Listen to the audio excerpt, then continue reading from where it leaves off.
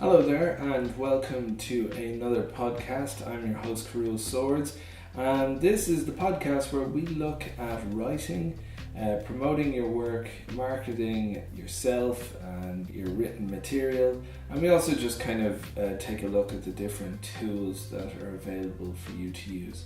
If this is your first time listening to the podcast, I just basically outline my experiences of using different tools and attempting different strategies at promoting my work and getting it out there. So today we're going to look at websites and your own website in particular, your attempt at carving out a little space on the internet in which to put your own material and stamp on the vast land of the World Wide Web.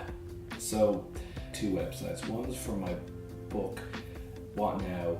Life, the Leaving Cert and Planning Your Next Steps, and that's all focused on the book and an educational service that I have been involved in and had created.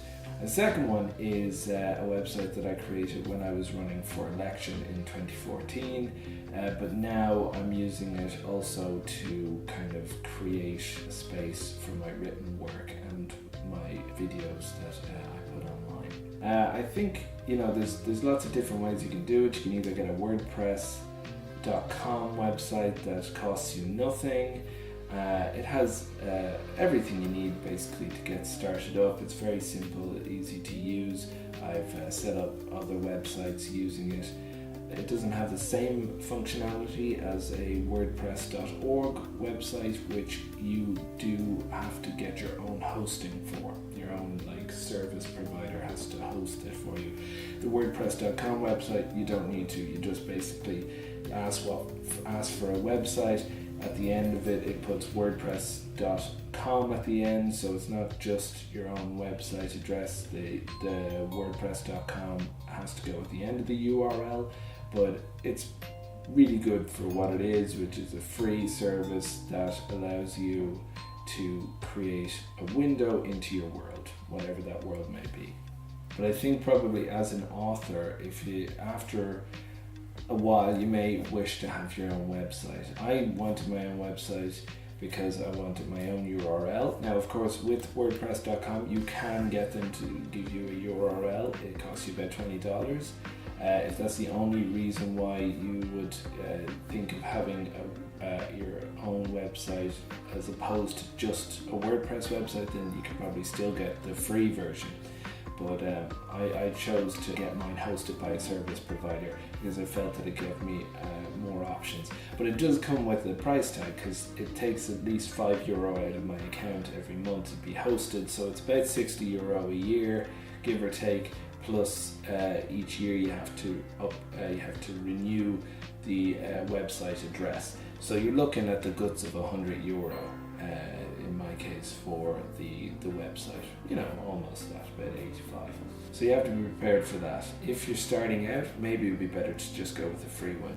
Originally I thought I needed a WordPress.org website because I didn't think the free version would allow me to create a shop, but you can bypass that issue by just using another service provider, by using, say, Gumroad, which is an online site for creative people who have digital products to sell. So you can actually, you could still have a free website and have links to an online shop that you have elsewhere. So actually the reasons for having a paid hosted website are actually probably diminishing a bit, but I already have one, so I'm just going to keep it for the moment. If you're going to get one, you need it to be visually appealing. You need a theme, as they call it, that kind of is the user's experience with the website. There is lots of free themes that you can use. They're basically like wallpaper over the website, but they also add some functionality. I went with a WordPress theme that I had to pay for. I used an online marketplace that sells themes and other digital products. I think it was Theme Forest, and I bought a theme for I think about $40. It's it's a bit expensive if you're starting out and you're not sure if you're going to be able to make your money back, but it's an investment worth worth it, because you get a theme that a lot fewer people use. If it's free and it's on the WordPress website, then a lot of people probably have it, and though you can swap it or change colors a little bit, overall there's not as much movement or room for maneuver.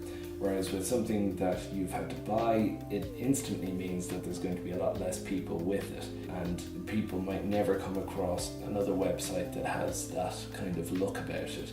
So it's nice from the point of view of kind of creating your own sort of space on the internet. But again, it's not absolutely necessary. So if you want to just go the free route, there is lots of themes that you can use. Functionality may be slightly limited, but at the same time it's not going to damage your credibility as an author to have an account that's free and that you have a website theme that other people have used. But if you are going to get a web theme that you buy, then do please make sure of these few following things: that it's navigatable. People have to be able to get in and out of it quickly. They don't want to be having to wait for it to load up for ages. They don't want to be unable to, find their way around it. Make sure that it's navigatable, that it has quick loading times, and that there is plenty of updates being made to the theme. You don't want to buy one that hasn't been updated for a year, because then you're not sure if there'll be any support when WordPress moves into its next sort of stage, or if there's widgets, these little additional parts of the website that increase functionality. If they update, you don't want your website to crash or be not fully functional just because the people who've created the theme or the wallpaper have not updated it. So make sure it's being constantly updated, and the longer it's been out and being updated, the better, because you can look at the referrals, the reviews of the theme, and it gives you a sense of what these people are able to do, and it gives you confidence in the product, or it tells you that it's a lousy product and you shouldn't use it. Also, these days you got to make sure that whatever website theme you use is like mobile friendly, because lots of people are doing stuff on mobiles these days, so you want it to be able to kind of work with just a mobile, but as well as a laptop and then a desktop computer. Again, I'm not a web savvy genius, so I'm only kind of giving you the most basic tips, but those would be some of the most important things I feel in order to choose a website theme that you can put on your own website that is hosted by an internet provider that you have picked yourself.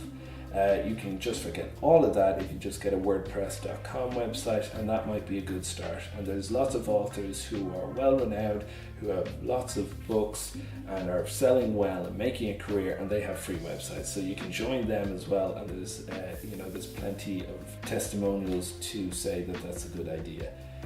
Because I went down this route, because I was doing several different types of projects, I decided to go and have it hosted.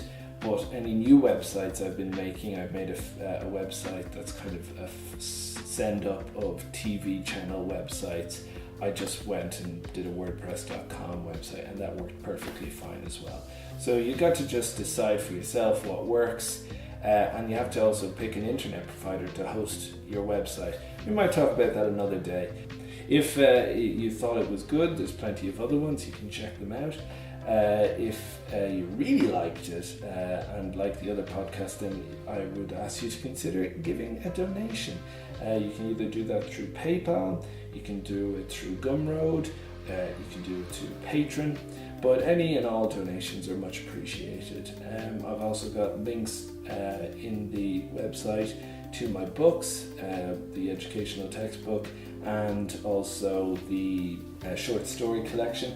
And as always, if you have something that you would like us to look in on, like a theme for one of the podcasts, let us know in the comments section below.